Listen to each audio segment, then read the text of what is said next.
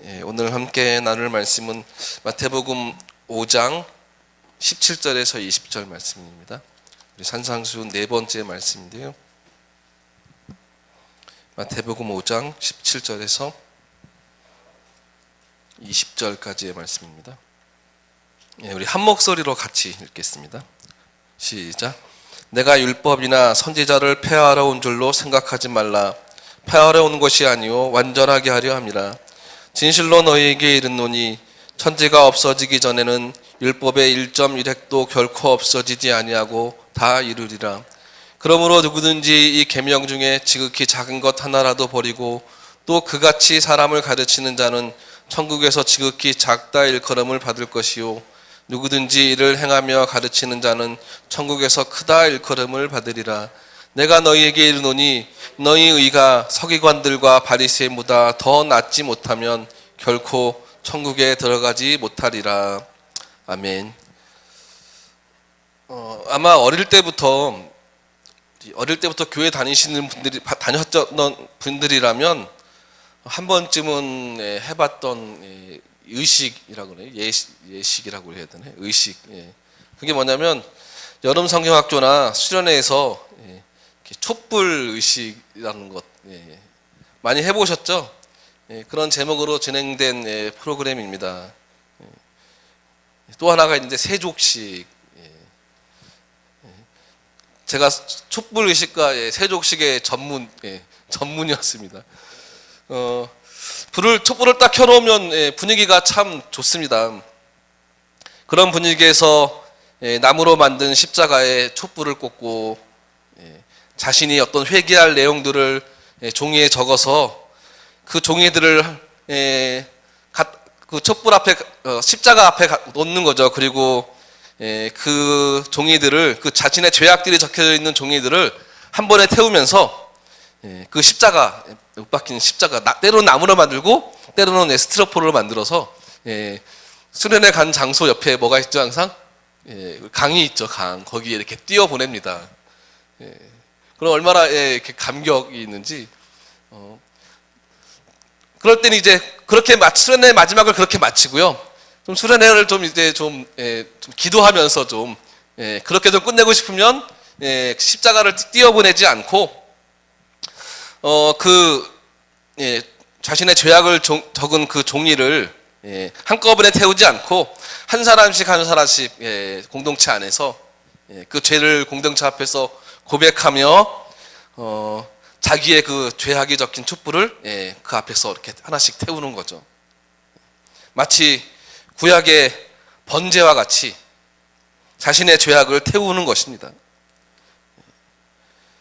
제가 중고등부 교사를 하면서 조금씩 이제 방법을 바꿔가면서 참 많이 진행을 했었습니다. 그리고 제가 또 하나 많이 했던 게 바로 세족식인데요.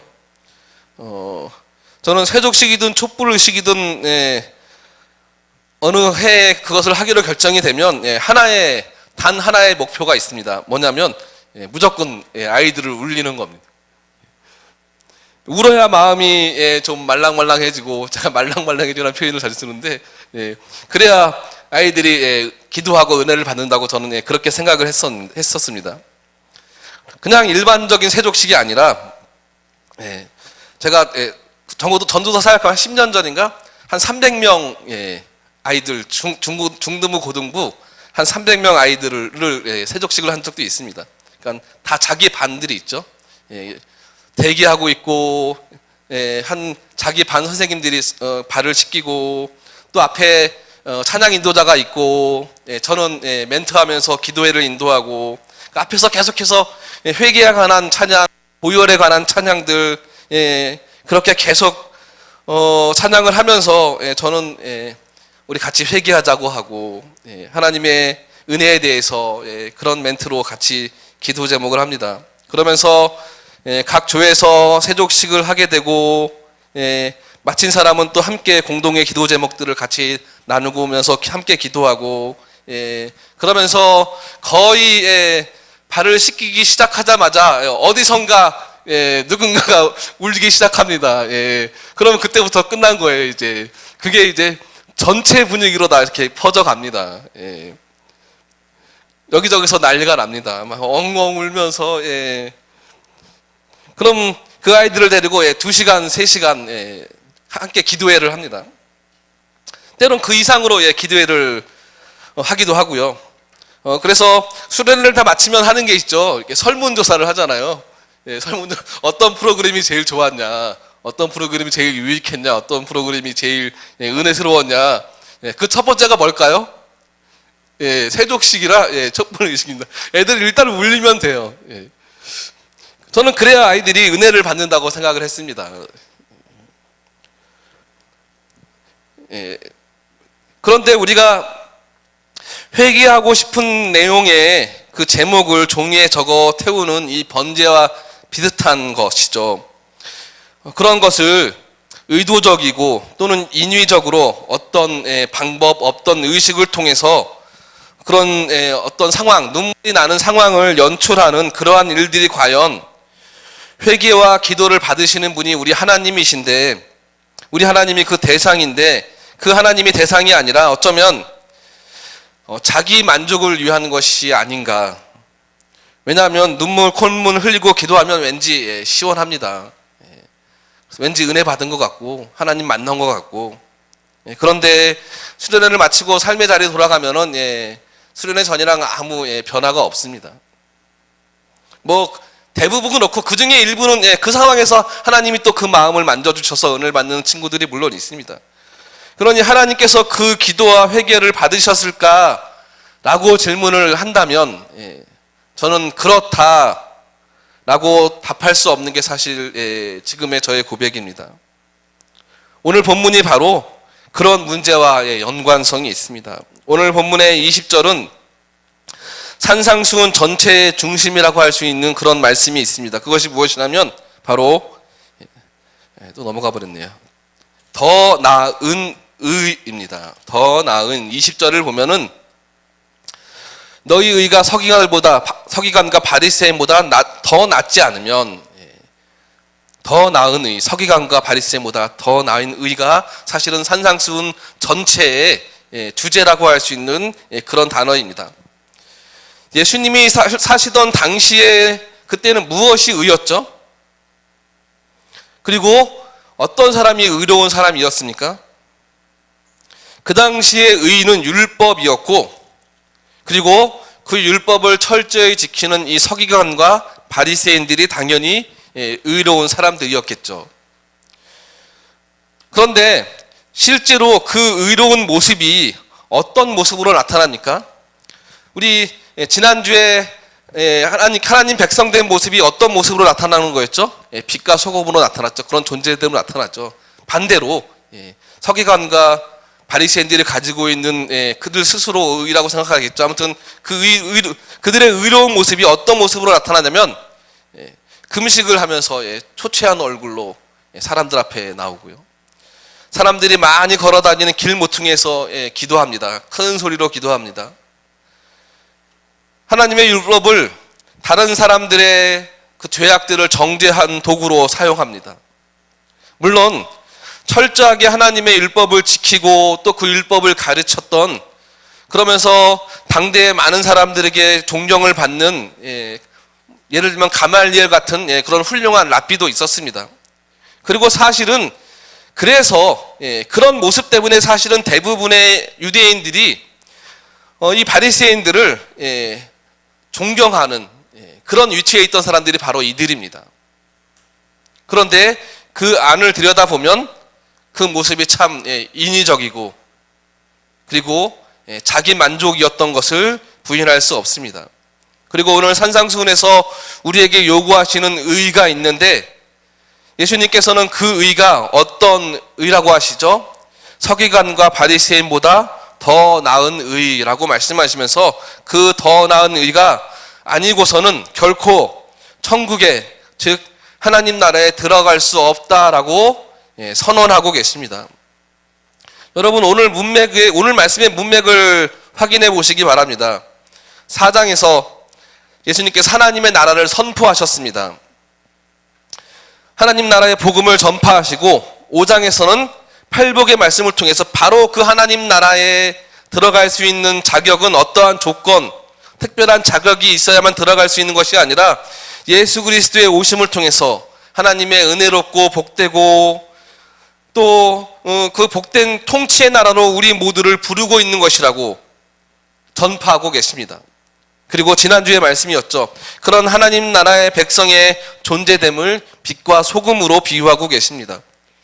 하나님 나라는 빛과 소금과 같은 존재됨으로 이 세상 가운데에 반드시 드러나게 된다는 것입니다. 그러나 오늘 본문은 바로 그 하나님의 나라로 초대를 받고 복을 약속받은 것이 전적인 하나님의 은혜와 긍휼하심에 근거한다고 해서 우리가 아무런 그 어떤 책임이 없는 것이 아니라고 우리에게 말씀하십니다. 즉, 그 하나님 나라의 존재됨, 그것을 빛과 소금으로 비유하셨죠.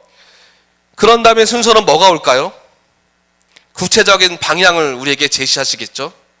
그리고 그것을 한 단어로, 사실은 오늘 말씀 이후에 보면은 그 구체적인 삶의 모습이 노하지 말라, 살인하지 말라, 원수를 사랑하라, 뭐 이런 내용들입니다. 그리고 그것을 한마디로 얘기하면 더 나은 의라고 정의할 수가 있습니다. 그런 우리의 책임이 무엇이죠? 서기관들과 바리새인보다 더 나은 의가 필요하다는 것입니다. 서기관과 바리새인의 의보다 더 나은 의, 하나님의 통치 안에서 예수 그리스도로 말미암아 완전해질 수 있는 은혜. 17절 말씀이죠. 내가 율법이나 선지자를 폐하러 온 줄로 생각하지 말라. 폐하러 온 것이 아니라 완전하게 하려 함이라. 그 완전한 의, 예수님께서 말씀하신 하나님 나라의 백성이 되는 이 완전한 의는 대체 무엇일까요? 그래서 예수님께서는 바로 그 더 나은 의를 오늘 본문 17절부터 서기관과 바리새인들이 추구하던 그 의인, 율법을 설명하시면서 더 나은 의가 무엇인지 선포하고 계신 것입니다. 그렇다고 여러분, 율법 자체가 잘못되거나 의롭지 않다거나 그래서 이제는 더 이상 필요가 없다는 것이 아닙니다. 율법에서 드러나는 하나님의 마음과 뜻에는 여전히 변함이 없습니다. 그 안에 담겨져 있는 하나님의 의도는 전혀 변함이 없습니다. 예수님은 그 율법에 담겨진 하나님의 진심을 드러내실 뿐입니다. 우리는 그 하나님의 진의를 이 산상순 말씀을 통해서 발견하게 될 것입니다. 그리고 예수님께서는 더 나은 의의 실체를 직접 드러내실 것입니다. 그렇다면 먼저 예수님께서 더 나은 의가 아니면 결단코 천국에 들어가지 못한다는, 어쩌면 당시 이 말씀을 듣는 사람들에게는 너무나 충격적인 선포라고 할 수 있는 그런 말씀입니다. 왜냐하면 이들의 의가, 즉 서기관과 바리새인들의 의가 사실은 그들의 이스라엘의 대표였기 때문입니다. 그 대표적인 그 의로운 사람들이라는 그 의로움의 대표적인 인물들이 바로 서기관과 바리새인들이었기 때문입니다. 그런데 그들조차 천국에 들어갈 수 없다라고 예수께서 선포하고 계십니다. 충격적인 이야기일 수 있죠. 지금 산 위에서 그 얘기를 듣고 있는 이스라엘 백성들의 마음이 어떨까 한번 여러분 상상해 보십시오. 바리새인조차 들어갈 수 없는 천국을 그럼 나는, 이런 반응 아니겠습니까? 누가복음 18장을 보면 우리 함께 좀 찾아봤으면 좋겠습니다. 누가복음입니다. 누가복음 18장 9절 말씀을 보겠습니다. 신약성경 126페이지입니다. 함께 읽겠습니다. 또 자기를 의롭다고 믿고 다른 사람을 멸시하는 자에게는 이 비유로 말씀하시되, 자기를 의롭다 믿고 다른 사람을 멸시하는 자들, 그들에게 지금 비유로 말씀하시는, 그들이 누굴까요? 바로 바리새인들을 얘기하는 것입니다.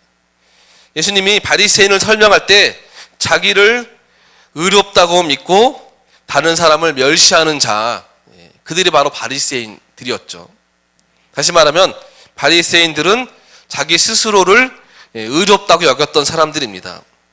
왜 그들이 자기 스스로 의롭다고 여겼을까요? 자신들은 율법을 다 지켰다고 생각하기 때문입니다. 우리 누가복음 18장 우리가 방금 읽었던 11절에서 14절 말씀을 좀 같이 보겠습니다. 다 아시는 내용이긴 한데요. 누가복음 18장 11절에서 14절 같이 함께 읽겠습니다. 바리새인은 서서 따로 기도하여 이르되 하나님이여 나는 다른 사람들 곧 자들과 같지 아니하고 이 세리와도 같지 아니함을 감사하나이다. 나는 일해에 2번씩 금식하고 또 소득의 11조를 드리나이다 하고 세리는 멀리 서서 감히 눈을 들어 하늘을 쳐다보지 못하고 다만 가슴을 치며 이르되 하나님이여 불쌍히 여기소서 나는 죄인으로소이다 하였느니라. 내가 너희에게 이르노니 이에 저 바리새인이 아니고 이 사람이 의롭다 하심을 받고 그의 집으로 내려갔느니라. 무릇 자기를 높이는 자는 낮아지고 자기를 낮추는 자는 높아지리라 하시니라. 아멘. 이들의 주장이 무엇입니까? 자기는 토색, 불의, 간음을 행하지 아니하고 소득의 11조를 드리고 일주일에 2번씩 기도를 했다는 것입니다. 그들은 말 그대로 진짜로 세리와는 감히 비교할 수 없는, 감히 세리는 쳐다볼 수 없는, 그 당시 세리가 어떤 사람들이죠? 저 원수 같은 로마에 빌붙어서 살은 사람들이죠. 마치 우리 과거의 친일파와 같은 그런 사람들입니다. 사람 대접을 못 받았죠. 바로 그 세리와 같은 다른 사람들과 비교하기 힘든 높은 윤리적 또 종교적 그런 삶을 살았던 사람들입니다. 토색, 불의, 간음을 행치 않고 기도하고 금식하고, 여러분 또한 11조를 드리는 게 쉬운 일입니까? 이들은 이 모든 것을 지켰기에 그들은 스스로로 자신이 의롭다고 자부했던 것입니다. 그러나 예수님의 평가는 무엇입니까? 이들이 가진 이런 의로는 결코 천국에 들어가지 못하며 이들보다 더 나은 의를 소유해야 천국에 들어갈 수 있다고 오늘 선포하고 계십니다. 그럼 이들보다 더 나은 의는 무엇입니까? 바리새인들이 일주일에 2번 금식했으니까 우리는 3번 금식하면 될까요? 바리새인들이 소득의 11조를 드렸으니까 10의 2조를 드리면 더 나은 의일까요? 그렇지 않죠. 주님은 오히려 이들보다 자기를 죄인이라고 고백하는, 그리고 자기를 불쌍히 여겨달라고 기도하는 세리가 더 의롭다고 말씀하셨습니다. 우리가 앞서 나눴었죠. 팔복의 상태죠. 그리고 그 팔복을 대표하는 상태가 바로 가난한 마음입니다. 그 마음으로 애통하며 기도하고요. 그 애통하는 마음이 있을 때 나를 긍휼히 여기신 하나님의 은혜 때문에 누군가를 긍휼히 여기고요. 뿐만 아니라 예수님은 이들에게 저주를 선언하십니다. 마태복음 23장 13절 말씀인데요. 제가 읽겠습니다. 화 있을진저 외식하는 서기관들과 바리새인들이여, 너희는 천국 문을 사람들 앞에서 닫고 너희도 들어가지 않고 들어가려 하는 자도 들어가지 못하게 하는도다. 왜 예수님께서 이들에게 화 있을 것이다 라고 선언하시면서 저주하는 것일까요? 그 이유는 자기만 천국에 들어가지 못하는 것이 아니라 다른 사람까지도 천국 문을 닫고 다른 사람도 그 천국에 들어가지 못하게 하기 때문입니다. 마치 자기들이 의로운 것처럼 사람들에게 그 모습을 제시하는 것이죠. 마태복음은 23장과 마태복음 5장, 우리 산상수훈의 이 5장 말씀과 대조되는 말씀이 바로 8화로 불리는 장입니다. 마태복음 23장입니다. 팔복이 천국 백성의 복된 어떤 상태의 특징이라면 8화는 결코 천국에 들어가지 못하는 사람들의 특징이라고 할 수 있습니다. 그리고 예수님은 바로 그 저주받을 자의 대표가 바리새인들이라고 말씀하고 계십니다. 계속되는 예수님의 책망을 보면 이들이 가장 많이 지적받은 것이 무엇이냐면 바로 외식입니다. 외식은 그 안과 그 겉이 다른 것이죠. 위선이라고도 말할 수 있습니다.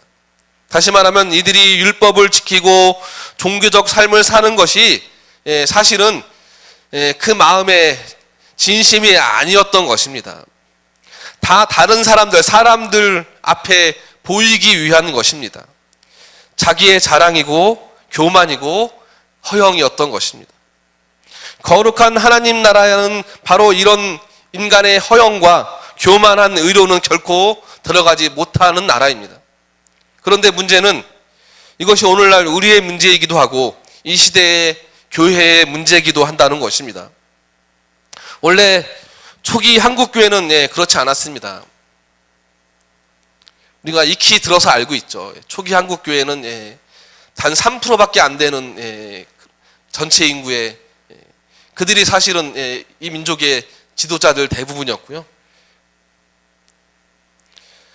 그런데 한국 전쟁 이후에 교회가 성경과 교리를 잘 가르치지 않자 거기에 말씀이 없으니까 어떤 신령하고 신비한 것들, 우리나라의 신비주의가 언제부터 나타났냐면 일제 말기서부터 6.25 동란 그 이후부터 뭐 신천지의 원래 원류가 장막 성전이라는 건데요, 다 그때 시작이 됐습니다. 박태선 장로도 마찬가지고요. 제7일 안식일교도 그때 우리나라의 이단이 거기서부터 시작이 된 거예요. 지금 있는 이단은 전부 다 뿌리가 다 거기에 있습니다. 그런 신비한 것들을 추구하고 외형적인 것들을 추구하면서 그것이 신앙이라고 주장하는 현상이 교회 안에 가득했습니다.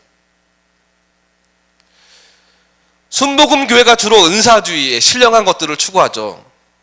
그것을 추구하는 교파인데 우리 너무나 유명한 교회죠. 조윤기 목사님의 여의도 순복음 교회. 그런 것들을 추구하면서 교회가 얼마나 커졌습니까? 그러니까 그 이후에는 장로교든 감리교든 침례교는 무슨 뭐 성결교든 구분 없이 그냥 어느 교회 가도 다 똑같아요. 그저 사람들이 모이고 교회 커지고 성장하면 전혀 상관이 없습니다. 성경과 좀 틀려도 좋은 게 좋은 거지. 다 은혜 받았잖아. 그리고 그것을 하나님에 대한 믿음의 결과로 포장하고 또한 믿었던 것입니다. 먼저는 목회자의 무지와 그런 목회자에게 가르침을 받는 성도들의 무지의 결과물을 드리라고 할 수 있습니다. 그러나 그러한 분위기에서 목회자나 성도는 모두 진리에 대한 참된 이해를 추구하기보다는 현실적으로 어떤 복받기를 구하고 하나님의 참된 진리가 아니라 인간적인 만족만이 신앙의 목적이 되고 축복을 빌고 사업이 잘 되고 자식 잘 되기를 찾는, 그것을 위해서 기도하는, 그것만을 위해서 기도하는 그런 결과들로 나타나게 되었던 것입니다. 그래서 좀 진지하게 무릎을 꿇고 엉덩이를 좀 땅에 붙이고 우리 인간의 죄와 우리 인간의 현실의 문제들에 대해서 하나님의 말씀하시는 어떤 문제와 그 말씀에서 해결 방법을 관한 그런 관심을 가질 수가 없는 것입니다. 왜냐하면 그런 가르침을 받지 못하니까. 또한 우리가 죄된 인간이지만, 그런 죄된 인간이지만 주님의 은혜로 의롭다 칭함을 받아서 우리 인간의 삶 속에 가득한 그 하나님의 은혜와 그 이후에 이루실, 우리의 삶을 통해서 이루실 하나님의 영광된 약속들을 붙잡게 되는, 그것을 통해서 우리가 성숙하고 자라면서, 그러면서 그리스도를 닮아가는 하나님 나라의 백성됨을 진지하게 그렇게 그것을 생각하며 상고하는 그런 고민이 신앙에 없어져 버린 것이죠. 그래서 정작 하나님의 자녀들이 누릴 복을, 참된 복을, 그 복을 소유하지 못하게 되었던 것입니다. 그 대표적인 게 뭐죠? 그 복의 대표적인 게 우리 팔복의 말씀이죠. 그런데 그 팔복은 전혀 우리에게 복이 아닙니다. 우리의 가치에 전혀 그것은 복이 아닙니다. 그리고 그러한 현상으로 일어나는 결과들이 있는데 두 가지 정도로만 예를 한번 들어보겠습니다. 한 가지는 이렇게 정의할 수 있습니다. 신앙을 어떤 단편적으로 눈에 보이는 것으로, 그것만으로 보는 거죠. 어떤 단면적으로, 그리고 좋으면 좋은 거지라는 어떤 뭉뚱그려서 신앙을 그렇게 이해하는 것으로 그것을 당연하게 여기는 분위기가 교회 안에 있습니다. 우리 신앙 안에 있습니다.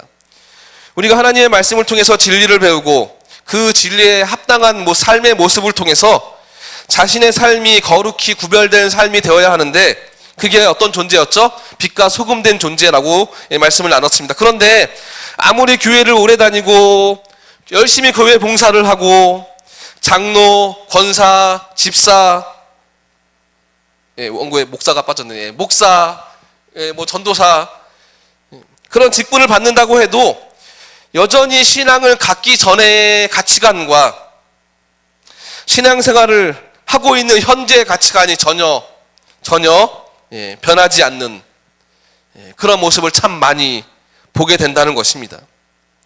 자신이 신앙생활 이전에 가지고 있었던 그 가치관의 연장선상에서 교회에서는 교회에서 요구하는 어떤 신앙적 열심히 합니다. 또 현실의 삶에서는 현실에서 요구한 그 요구에 합당하게 열심히 또 일을 합니다. 그러니까 교회에 와서 또 삶에서 그 가치가 충돌이 되는 거죠. 두 가지가 충돌할 수밖에 없습니다. 도저히 성경적으로 가치관으로 이 땅을 살아갈 수가 없는데요. 왜냐하면 그만큼 불이익이 있기 때문이죠. 그리고 그러고 싶은 마음도 별로 없습니다. 그래서 그 결과 그 충돌 때문에 어떻게 일어나죠? 그 중에 어떤 사람들은 교회를 떠나게 되고요. 또는 그러한 현실에서 충족되지 못하는 그런 공허함을 어떤 열심이나 봉사나 그것으로 대신하는 것이죠. 그러면서 스스로 신앙이 있는 것처럼 여겨지고 본인 스스로도 그렇게 생각을 합니다. 또는 또 정반대의 경우죠. 여전히 교회의 발을 디딛고는 있습니다. 그런데 신앙의 어떤 형태들, 열심들을 다 냉소적입니다. 별로 관심 없습니다. 그런데 교회는 출석합니다. 공동체에도 별로 관심이 없습니다. 그런데 교회에 출석해서 예배는 드립니다. 그래서 오히려 교회에 있으면 있을수록, 교회 안에 있으면 있을수록 더 허전해지고요. 그 허전함에 대한 갈증은 더 깊어져 갈 수밖에 없게 되는 것입니다. 이러한 모습이 계속되는 이유는 단 하나입니다. 성경 진리에 대해서, 그리고 성경에서 말씀하시는 그 하나님에 대해서 잘 모르기 때문입니다. 인간의 구원은 오직 예수 그리스도를 통해서라고 할 때 당연히 우리가 그것을 믿는다고 얘기합니다. 그런데 사실 그리스도에 대해서 잘 모르는 사람이 더 많습니다. 믿음이 무엇인지, 하나님이 어떤 분이신지 잘 모릅니다. 누군가 네가 믿는 하나님에 대해서 알고 싶다라고 묻는다면 잘 설명하지 못합니다. 하나님의 말씀에 대한 명확하고 분명한 길과 방향이 아닌 그냥 뭉뚱그려서 이래도 좋고 저래도 좋고 그저 결과만 좋으면 됩니다. 그저 교회 성장하면 되고요. 그저 사람들 마음 은혜 받았다고 생각하면 되고요. 그것이 일반적인 분위기라는 것이죠.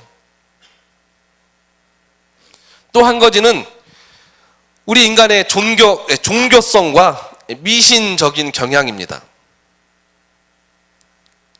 그리고 교회는 그것을 잘 회피하지 못합니다. 예를 들어서 수험생을 위한 100일 기도회, 저기 운전하고 다니다 보면 어떤 대형 교회 현수막 곁에 붙어 있죠. 고3 수험생을 위한 100일 기도회. 그 다음에 산에 올라가다 보면 저기 어느 절에도 고3 수험생을 위한 100일 기도회 똑같이 붙어 있죠.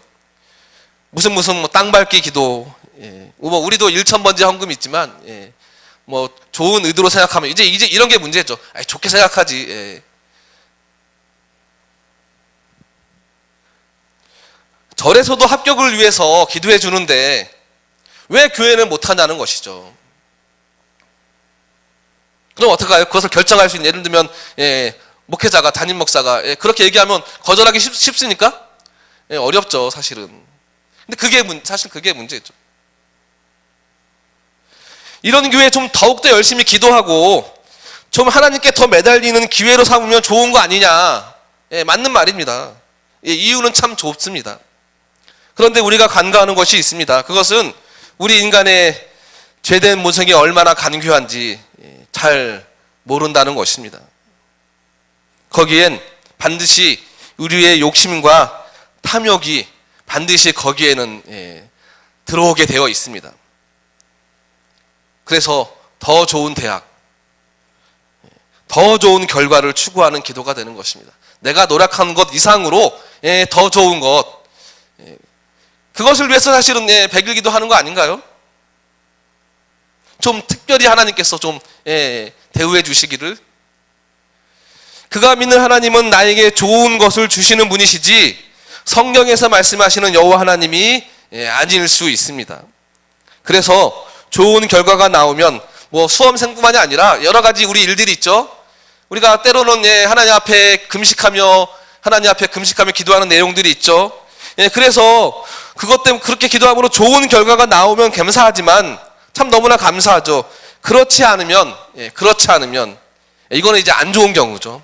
그렇지 않으면 스스로 시험이 듭니다. 그래서 그것 때문에 지치고 힘들어하고, 그래서 교회를 떠나기도 하고, 그러다 어떻게 자신이 원하던 결과가 나왔어요. 그러면 또 열심을 내고, 또 그러다가 또 힘들어서 지치고, 계속 신앙생활이 반복되는 거죠. 그것이 또 다른 한쪽의 모습이기도 합니다. 그래서 그러한 신앙의 모습들, 즉 단면적이고 단편적이고 뭉뚱그려진 그런 신앙의 이해, 그것을 당연히 여기는 분위기와 그런 모습과 종교적이고 그런 미신적인 경향의 신앙의 결과가 무엇일까요?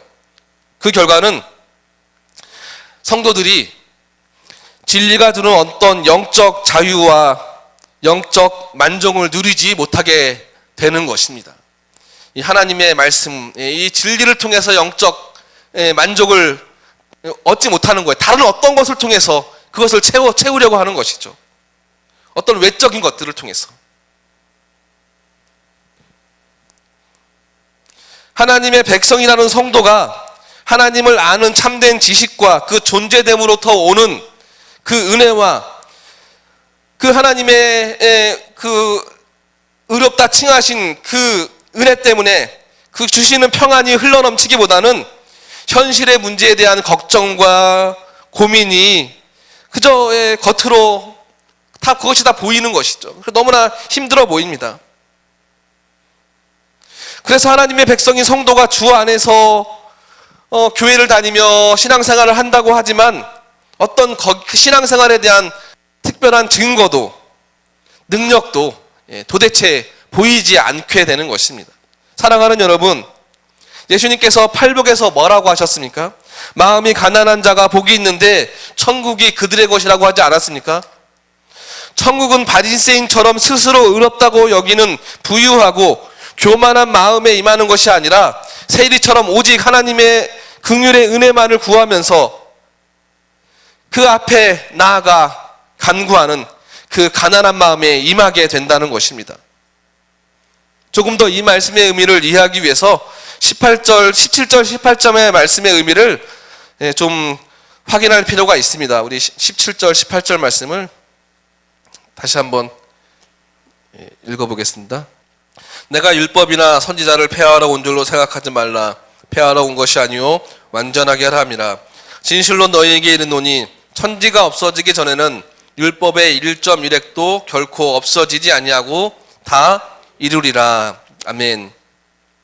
율법이나 선지자라는 말을 성경에 나오면 그냥 구약 성경 전체를 얘기한다고 생각하시면 됩니다. 율법은 모세오경이죠. 선지자는 여러 가지 선지서들이 있죠. 그래서 율법과 선지자라고 할 때는 그냥 구약 성경입니다.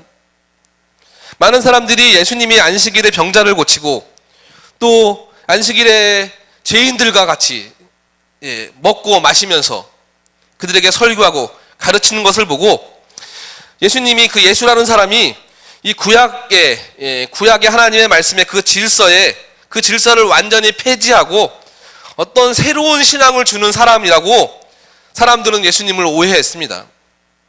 그러나 예수님은 그런 오해를 일축하십니다. 나는 율법과 구약을 폐지하러 온 것이 아니라 오히려 완전하기 위해서 왔다라고 선언하십니다. 율법과 선지자, 그 구약 성경 전체가 말하고 있는 것은 하나님의 인간을 하나님의 형상대로 존귀하게 지으셔서 그를 통하여 하나님의 뜻을 이루고 하나님의 영광을 위해서, 하나님의 영광을 드러내기 위해서 하나님께서 그것을 얼마나 원하시는가, 구약 성경이 바로 그것을 말씀하고 있습니다. 그러나 또 한편으로는 구약 성경이 말하는 게 또 무엇이죠? 그런 인생이 하나님을 반역하고 죄에 빠져 버렸습니다. 그래서 하나님의 뜻을 이루지 못할 뿐더러 하나님께 영광을 돌리기는커녕 하나님을 대적하고 하나님의 영광을 방해하는 존재가 되었던 것이죠. 이런 인생이 하나님의 뜻을 이루고 하나님의 영광을 드러내는 삶을 살기 위해서는 약속하신 메시아가 와야 한다는 것이 율법과 선지자, 즉 구약 성경 전체에서 말씀하는 가장 중요한 내용입니다. 여러분, 그렇습니다. 예수님이 왜 오셨습니까? 죄에 빠진 인생을 다시 하나님을 위해 사는 존귀한, 그런 존귀한 존재로 회복시키기 위해서입니다. 그것이 바로 율법을 폐하러 오신 것이 아니라 완전케 하러 오셨다는 바로 그 본래의 의미입니다. 예수님이 오셔서 십자가에서 죽으시고 성령을 보내시지 않으면 우리는 절대로 하나님의 뜻대로 살 수가 없습니다. 절대로. 사도 바울이 로마서 10장 4절에서 이렇게 말씀하십니다. 그리스도는 모든 믿는 자에게 의를 이루기 위해 율법의 마침이 되시니라. 율법의 마침이 되신 예수 그리스도. 사랑하는 여러분, 그렇다면 더 나은 의는 과연 무엇이겠습니까? 그것은 바로 율법의 마침이 되시면서 모든 믿는 자에게 의를 이루시는 바로 그 예수 그리스도가 바로 더 나은 의라는 것입니다. 그리고 그 예수 그리스도를 믿고 따라가는 것, 그것이 더 나은 의라는 것입니다. 그것이 바로 천국에 들어갈 수 있는 유일한 의입니다. 그리고 그들은 어떤 사람들이죠? 그들이 어떤 사람들입니까? 바로 마음이 가난한 자, 애통해하는 자, 의에 줄이고 의를 위하여 핍박을 기꺼이 감당하는 자. 이것이 자신의 행함과 능력으로 자신이 스스로는 절대로 만들어낼 수 없는 그런 의입니다. 하나님이 그리스도를 믿는 자들에게만 덧입혀 주시는, 하늘에서만 허락하시는 의라는 것입니다. 천국은 인간이 스스로 만들어낸 그런 의로는 결코 들어갈 수 없는 나라입니다. 이것은 신학만이 그렇게 말씀하지 않습니다. 구약 시대에도 언약 백성들이 이스라엘 백성들이 천국의 은혜를 누리는 것은 다른 것이 아니라 율법을 통해서 약속된 그 예수 그리스도를 믿음으로 바라보면서 또 그 메시아를 소망하면서 천국의 은혜를 누렸던 것입니다. 그런데도 사람들은 자꾸만 자기가 무엇을 해서 천국에 들어가는 자격을 갖추려고 합니다. 마태복음 19장 말씀에 보면은 그 좋은 예가 나옵니다. 어떤 부자 청년이 예수님께 나와서 내가 무엇을 하여야 영생을 얻을 수 있습니까? 라고 묻습니다. 그는 모든 것을 가진 젊은이입니다. 가진 것이 딱 하나 없으니까 가진 것이 딱 하나가 없는 거죠. 무엇을 하여야 영생을 얻을 수 있습니까? 그의 질문의 요지는 뭐죠? 무엇을 하여야 영생을 얻을 수 있냐는 것이죠. 이때 예수님은 계명을 지키라고 말씀하십니다.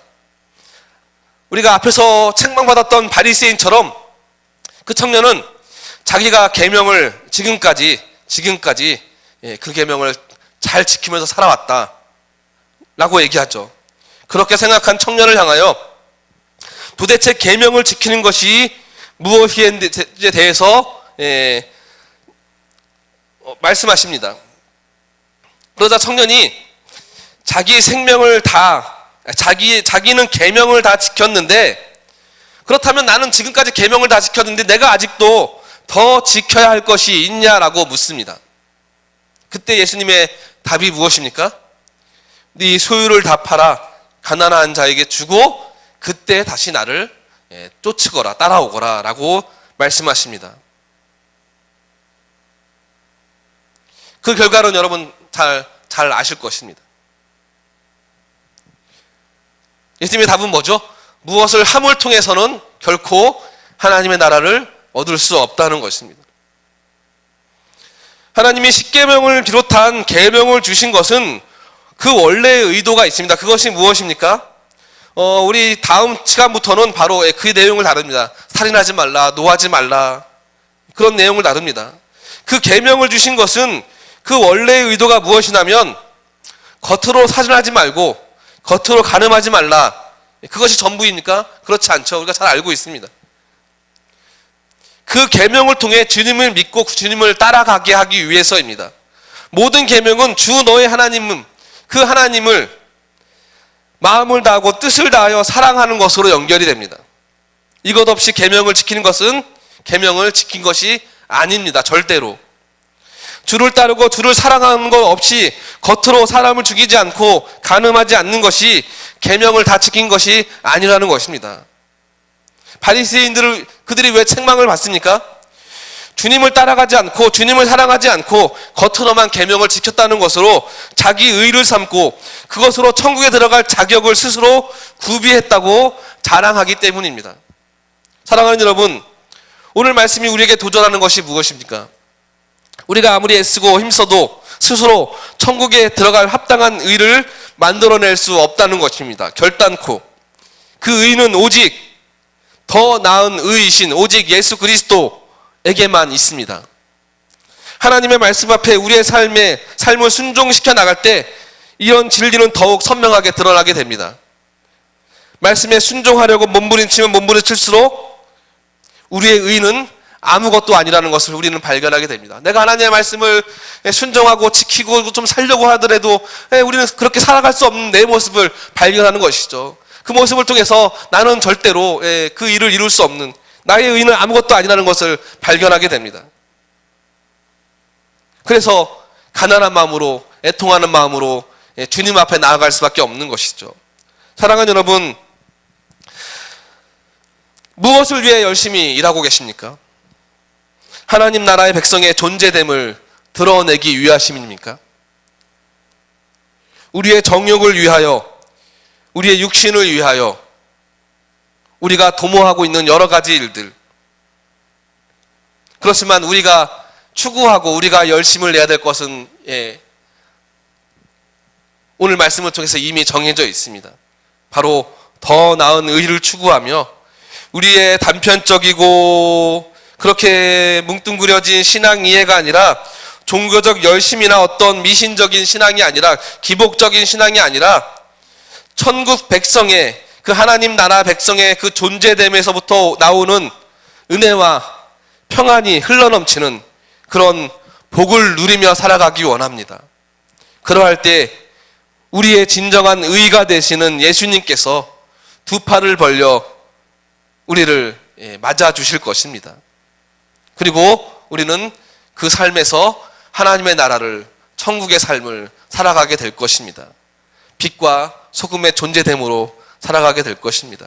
이 시간 함께 찬양했으면 좋겠습니다. 나의 영혼이 잠잠히 하나님을 바라며 우리의 구원이 온전히 주에게서만 오심을 고백했으면 좋겠습니다.